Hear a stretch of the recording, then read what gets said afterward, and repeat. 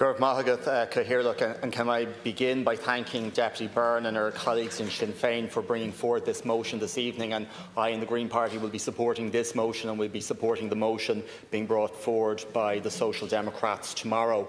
But in particular, could I thank the leadership of the Stop the Game campaign that has operated across Ireland in recent weeks, a campaign made up of grassroots supporters, passionate supporters of football in Ireland, people who dedicate so much of their lives to supporting our national teams in all their shapes and sizes, but a group of people who are not prepared to allow our national teams, our national jersey, our national flag be used as tools of sports washing for the genocide that's taking place in Gaza. And I want to salute their leadership.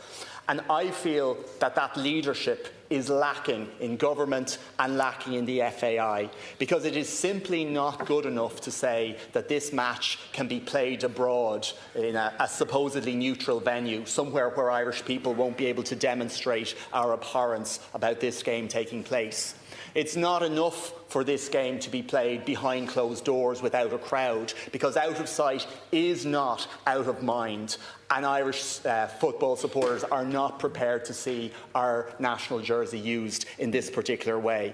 And nor is it good enough, as some have suggested, that it should be left up to the individual consciences of players. Let them decide if they want to play or not. That is far too much pressure, far too great an obligation to put on young sports people at the beginning of their careers. But what we need to see is leadership from the government to give a very clear statement saying Ireland should not play this match in any circumstances, and let that be followed up by the FAI, recognising there are consequences to that. We see those consequences and we meet them with our eyes open.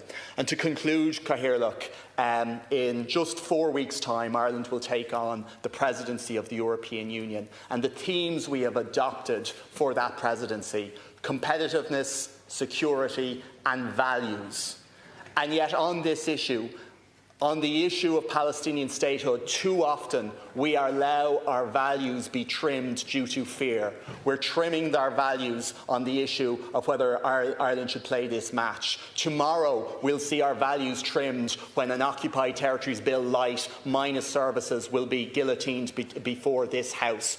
Ireland should not allow our values be shaped by fear of the Trump administration. We should say no to this match. We should say yes to an Occupied Territories Bill that includes services. Thank you, Chair.